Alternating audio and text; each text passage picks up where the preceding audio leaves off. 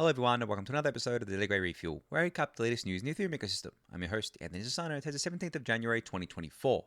Right, everyone, let's get into it. So apologies for yesterday. I missed yesterday's episode. Of course, I did warn you that I did warn you guys that I might be missing episodes here and there for reasons outlined on Monday's episode. But I'm back today, and there is a bunch of stuff to get through. A lot of core dev related stuff, actually. And first off, we have here that Goerli is forking to Dencun today. Now, I'm recording this episode earlier my time. It's about 5 p.m. my time. I usually record the episodes at about 10 p.m. So the Goerli testnet fork has not happened, but by the time the episode goes out, by the time you're seeing this, it will have already happened. So yeah, it's happening, I think, in about an hour from now, from when I'm recording.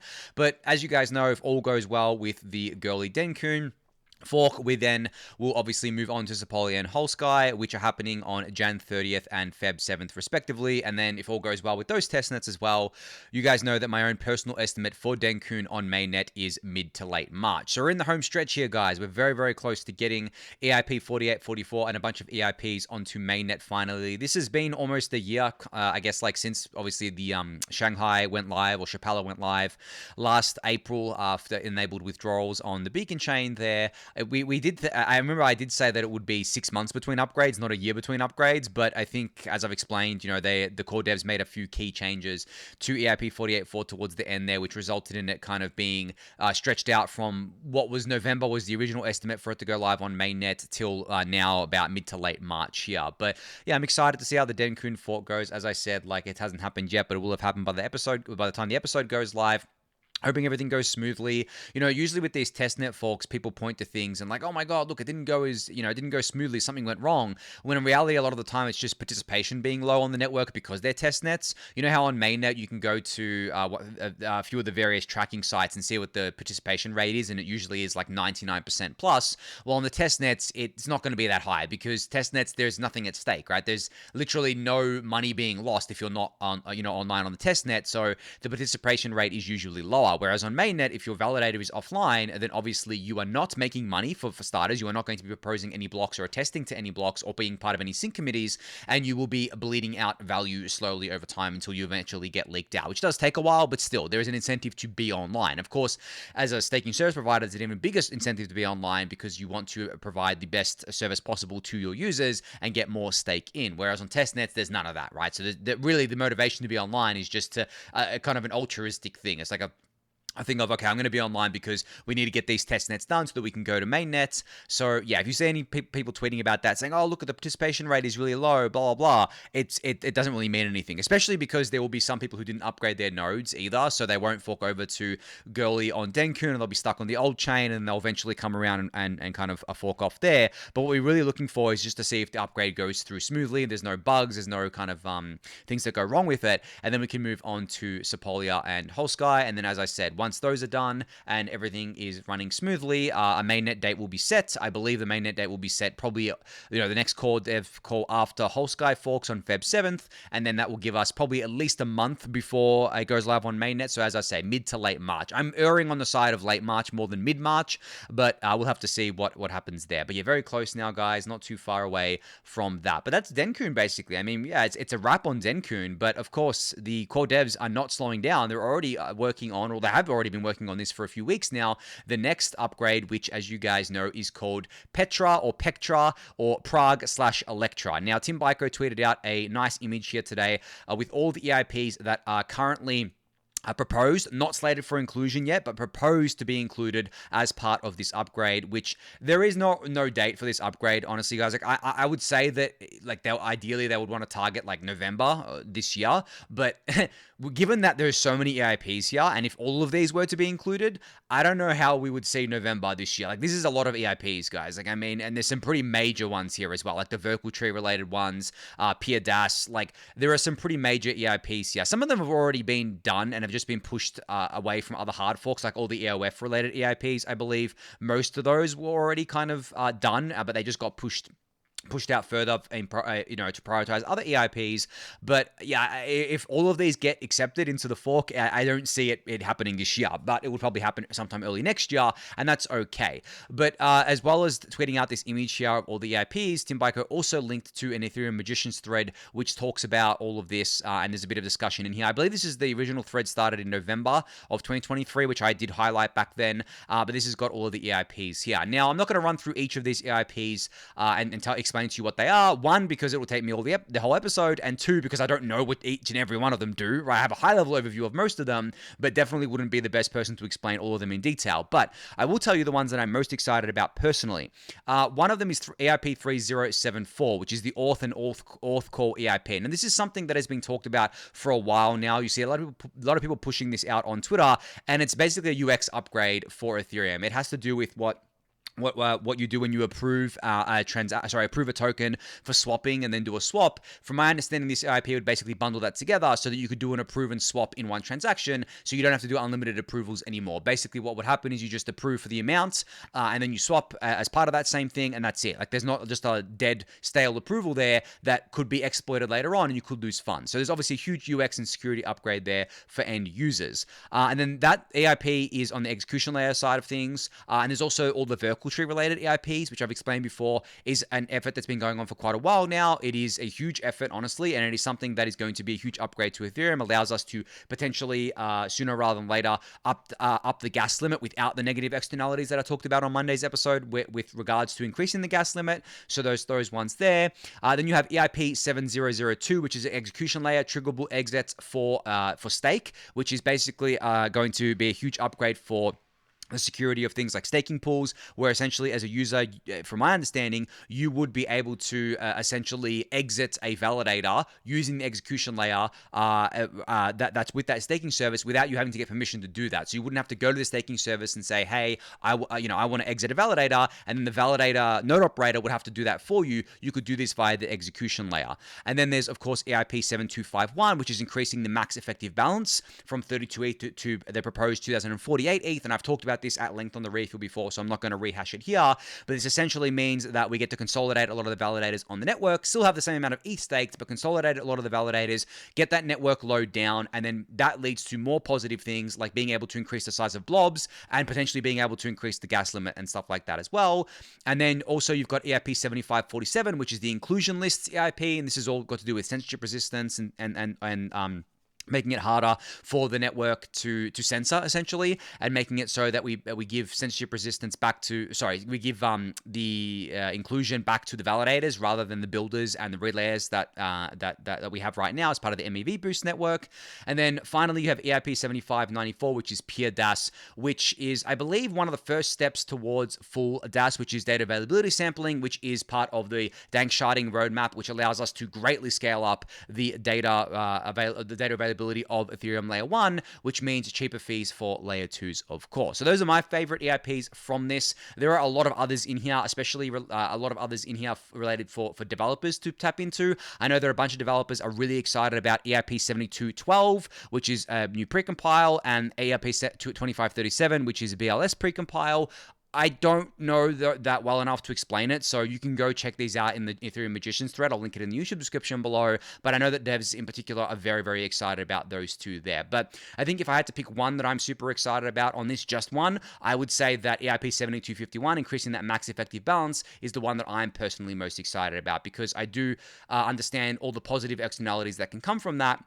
And I do understand that the 32 ETH max effective balance that we have today is technical debt. We do not need to have 900,000 plus validators on the network because we're not doing execution sharding anymore. So getting that down is going to be very good for network health. It's going to be very good for other things like increasing the size of blobs, which is obviously very good for L2s, and then making it so that the network is more secure and stable. Because at the end of the day, Ethereum L1 is being built to be the most secure and stable and and reliable settlement layer, as you guys know, as I've talked about before. So these EIPs go a long way to achieving that. But as I said, you can go check out all of these EIPs in the YouTube description, in the link in the YouTube description below. And also, I just wanted to quickly remind people that these are just proposed EIPs. They are not included EIPs. There are some here that will probably get cut.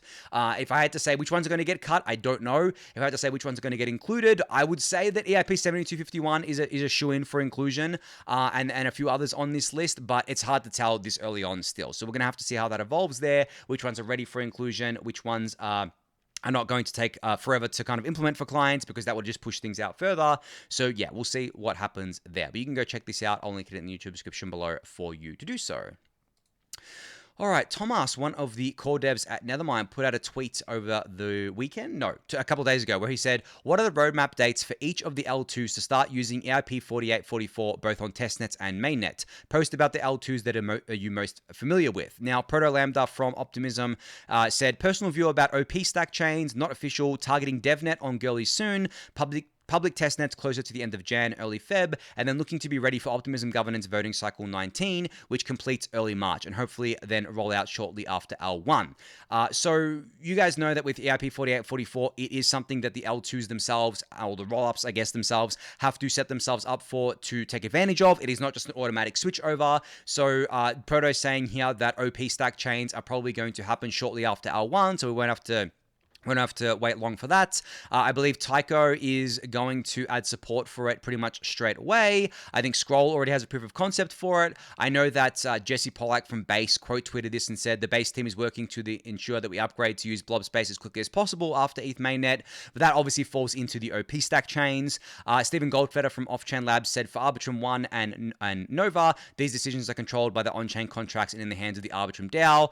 So it would probably quickly happen after L1, after the Dencun upgrade on L1 on mainnet. And then Ramon said at ZK Sync we're working to use blobs as soon as it is available on mainnet, of course. So yeah, we can expect all the major L2s to be or the major rollups, I should say, to be ready to go pretty much soon after it goes live on mainnet. I'm curious to see which one goes first. Like, that might be a bit of a competitive advantage, or at least a marketing advantage. It definitely is a competitive advantage because you get cheaper fees, but I think that the marketing as well is a pretty big advantage, saying, look, we can move fast, we can do these upgrades, as quickly as possible. Come use our network because you're always guaranteed to get fast upgrades, and I'm curious to see what the fees drop down to, because as you guys know, there's two parts to EIP 4844 in terms of how it has an effect on fees. The first part is that it gives extra capacity to rollups to take advantage of, right? Extra data capacity there. But the second part is something that it's not talked about enough, in my opinion, is that it's a separate fee market, right? So it doesn't have anything to do with the normal L1 fee market, which means that it's not going to be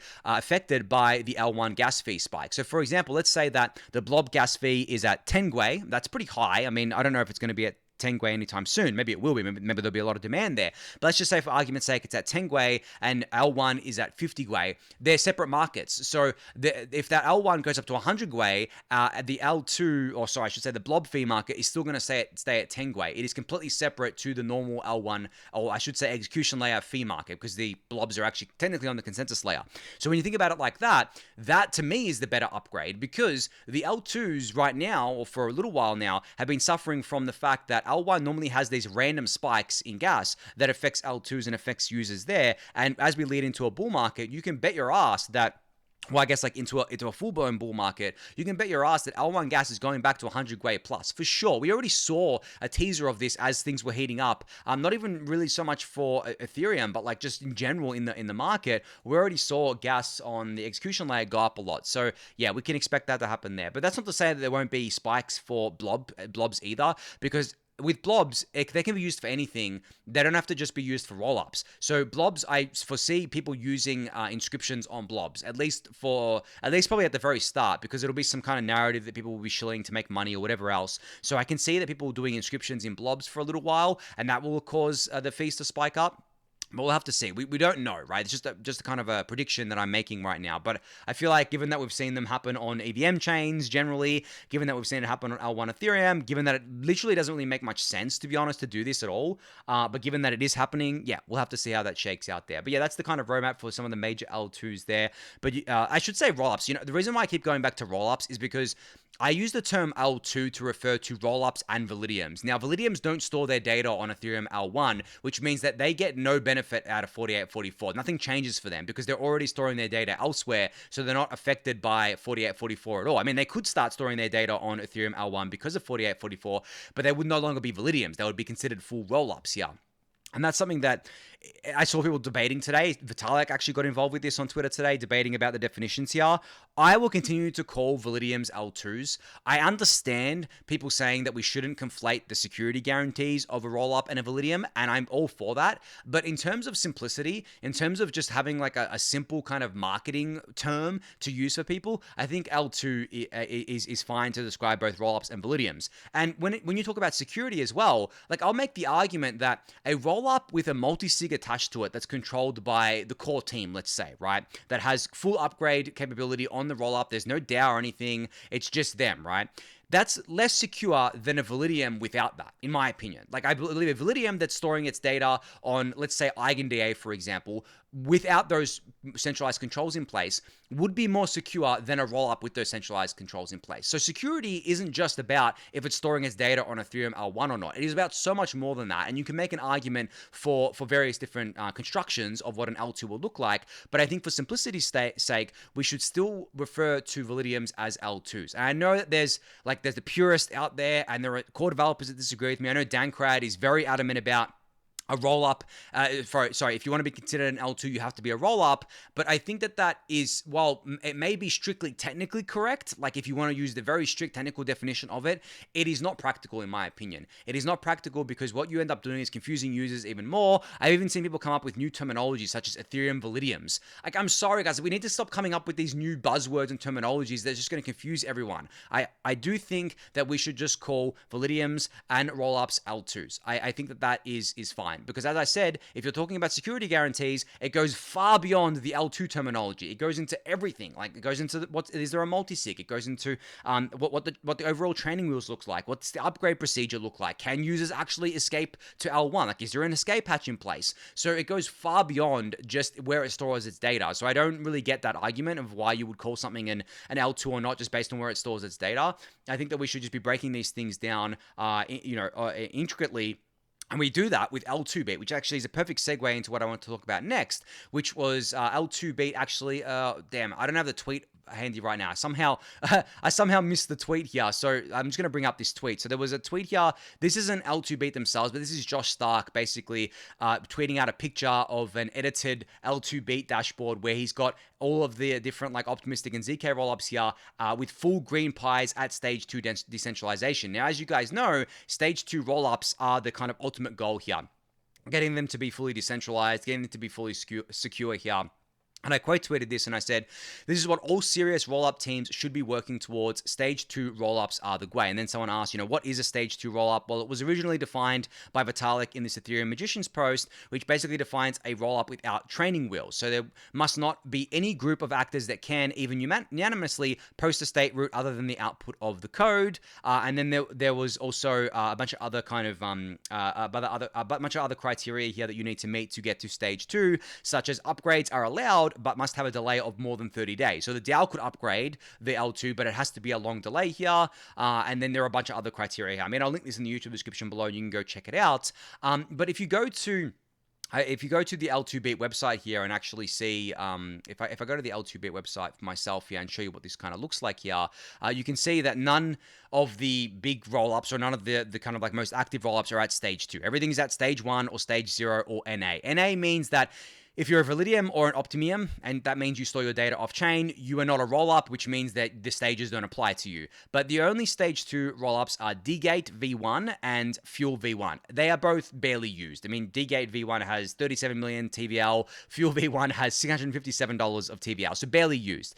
So the furthest along most used rollup today is Arbitrum 1 at stage 1. They're working towards stage 2, of course, and they want to get to stage 2 this year, I've seen them talk about. But this is what we should be looking at when we talk about, okay, what's the security of a rollup? What's the security and what's the decentralization guarantees of a rollup? You know, those sorts of things. We shouldn't be looking at the things like, okay, well, we can't call Validium's L2s because they don't have the security guarantees because their data is stored off-chain. I just don't think that's a great way to look at it. So if you want to get into the weeds and want to look at the actual guarantees of these things, L2Beat obviously is the one-stop shop for that.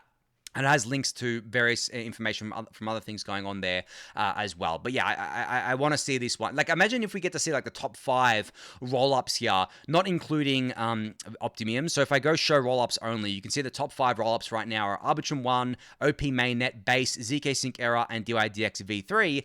Imagine the top 5 there all being stage 2, all full green pies. That is the end goal of scaling L2s here, scaling rollups here, using rollups to scale Ethereum. We want them to be at stage 2, because while they're at stage 0, then honestly stage 0 an L2 is not. So it depends on the construction, but like at stage 0, it's pretty centralized, guys. Like it's actually very centralized. And I would argue that a lot of the L1s out there, even though they're pretty crappy, are probably more decentralized than some of these stage 0 L2s. At stage 1, they start to look a lot more decentralized. But then at stage 2, it's like full decentralization, security, guarantees. You could exit to L1 if anything wants to go wrong, and you basically get not the same guarantees as L1 Ethereum. Like, that's the thing. If you're talking about 100% the same guarantees as L1 Ethereum, you're never going to get that from an L2 unless I should say rollup, unless that rollup has no upgrade capabilities at all. It is literally just there and it can't be changed ever. Like, maybe you could argue that is as secure as Ethereum L1, but I think for all intents and purposes and practical purposes, a stage 2 rollup that is like 99% of the way there is still good enough, I think, in my opinion, especially for the fact that we don't have to trade off the security and reliability of L1 Ethereum in order to scale there. But anyway, you can go check out all of this for yourself. I'll link it in the YouTube description below. And speaking of L2 beats, there is an exciting opportunity. If you want to work on as an L2 researcher, you can now apply at this website that I'll link in the YouTube description below to work on this at L2 beat. So your role would be to investigate and analyze active and upcoming L2 projects, study their architectures and data landscapes, and enhance our collective knowledge in the sector.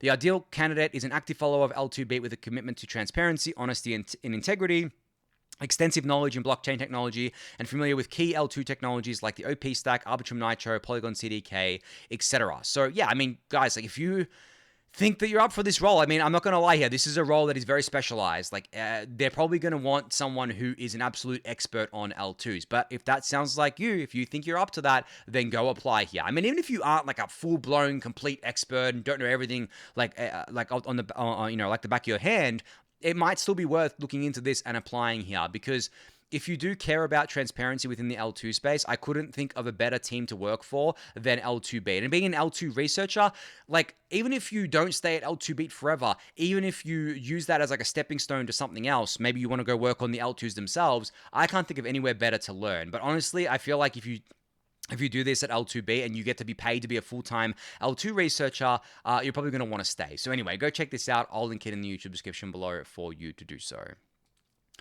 All right, so Taiko's A6 testnet is now live. This is called Katla, which is the most important testnet they've had so far. It lays the foundation for our upcoming mainnet launch, and there's a thread here and a blog post taking a quick look at what Katla brings to the table and how you can get involved here. Now, I think I remember there being a roadmap to mainnet for Taiko. I think it might be like very soon, maybe Q2 or something like that. But obviously, this is another stepping stone, being that it's the another testnet, Alpha 6 here, they're calling it.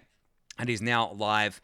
And this is, okay, so the main thing that they say here, the main thing that they're testing with Katla is the based contestable rollup, a configurable multi-proof rollup design, which I talked about a few weeks ago. With Katla, we enable multi-proof configuration with 4 tiers: optimistic proofs, SGX proofs, SGX plus ZK AVM proofs, and Guardian proofs. You know, what I really like about Taiko is that they're doing things that are on the bleeding edge of rollups. Like, they're not just building out a rollup ecosystem. Obviously, they're not on mainnet yet, but they're not just building out a traditional rollup ecosystem. They're living on the bleeding edge. They're doing base boosted rollups. They're doing multi-proof rollups. They're doing research into all of this stuff, and they're bringing it to Ethereum mainnet. So I'm very proud of this team. I mean, I should disclose here, I'm an investor in Taiko, of course, but like, I invested in them because I saw what they wanted to do, and I'm like, yeah, okay, this needs to be done. This needs to be done. I don't even care if Taiko doesn't end up being one of the top L2s. The tech that they develop will end up being used across the L2 spectrum and will end up being a net positive for Ethereum and the L2 space here. But anyway, enough of me gushing about Taiko here. You can go check out this news for yourself. I'll link it in the YouTube description below for you to do so. All right, so we have a new all-time high for TVL across all L2s. So a gigantic $3 billion increase from last week's Monday, 58% of which locked in Arbitrum. So Arbitrum is a clear leader here in terms of TVL, guys. You can see what this actually looks like on Grow the Pie on the screenshot here. I've always said that I think TVL is an imperfect metric for a number of different reasons. The one reason is because the higher the price of the assets go, like if ETH goes up in price, then obviously the TVL as measured in dollar terms is going to go up a lot for everything that has ETH in it.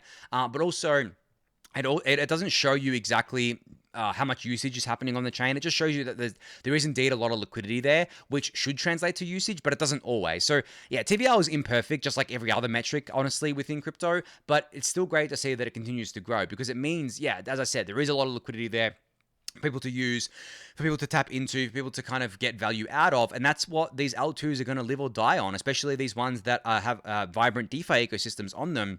It's all about liquidity, guys, and liquidity begets liquidity, and that's why Arbitrum has been a clear leader for quite a while now, because it is the DeFi L2 right now. I know that OP mainnet is doing a bunch of stuff, same with Base and ZK Sync era, but in terms of who's the clear leader, it's Arbitrum 1 right now. Like, there is no contest there, but the game is not up. There is still plenty of room to grow for all of these L2s, so it's going to be interesting to see which ones kind of grow over the next few years. It'd be interesting to see how much momentum Arbitrum can keep up as well, because at the end of the day, I remember years ago, people said that optimistic rollups are now obsolete because we're going to have ZK AVMs live on mainnet, and we do have ZK AVMs live on mainnet, but hey, guess what the two most used L2s still are? It's Arbitrum and OP mainnet and Base. They're all optimistic rollups, whereas the others, the ZK VMs that are live, they are used, but they're not used nearly as much. So it really isn't about like the quote-unquote best tech at the end of the day. It is about the ecosystem that you cultivate, that you develop, and Arbitrum and Optimism have been able to cultivate some very healthy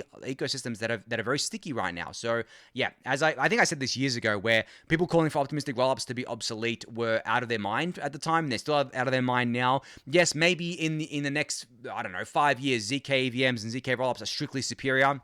But as I've said before, the optimistic rollups can upgrade to be ZK rollups, and they already have the ecosystem, and the upgrade would be seamless for users. They wouldn't even feel it, and then there you go. They've already got the ecosystem. They are now a ZK rollup, so it doesn't really matter that they were an optimistic rollup for a time, right? But anyway, I'm going to leave that point at that. Last thing to get through here is just an announcement from Shutter. So they announced today that they have proposed a blueprint for launching a DAO-powered implementation of Shutter Network, and this is published in this blog post, which you can which you can have a look at. I'll link it in the YouTube description below.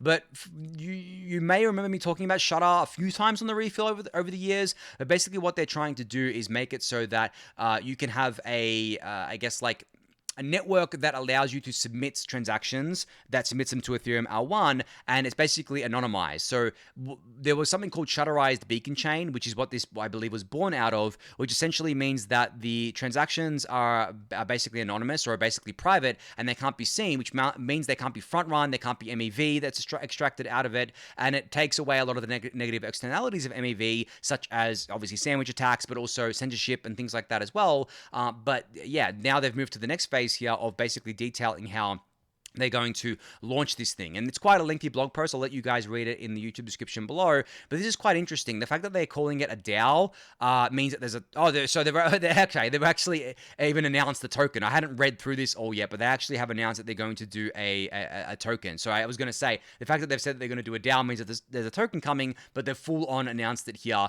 And they've actually broken down what the the distribution looks like here of SPT, which is the token that they're kind of doing here. So it looks like that there's no investors, so early community members, DAO treasury, and I guess like more DAO treasury, and there's going to be airdrops and stuff like that. So the early community member allocation is going to a lot of different users. You can actually see here partner projects, people that were in the Shutter Discord channel contributing, people have contributed on the GitHub, stuff like that. Most active users. So very, very cool to see this. And they're actually, funny enough, airdropping it to Gnosis chain validators too, which is weird. I guess like I would have liked them to do it to Ethereum validators as well, like Ethereum node operators too. But yeah, they're doing it to Gnosis chain validators. I think maybe I don't think Shutter Network was a project born out of Gnosis, but maybe Gnosis has been helping them, and that's why they're doing that, and there's kind of like synergy there. But I'm not sure on that front. But anyway, you can go read this blog post for yourself to get a full breakdown here. But I think on that note, that's going to be it for today. So thank everyone for listening and watching. Be sure to subscribe to the channel if you haven't yet. Give it a thumbs up, subscribe to the newsletter, join the Discord channel, and I'll catch you all tomorrow. Thanks everyone.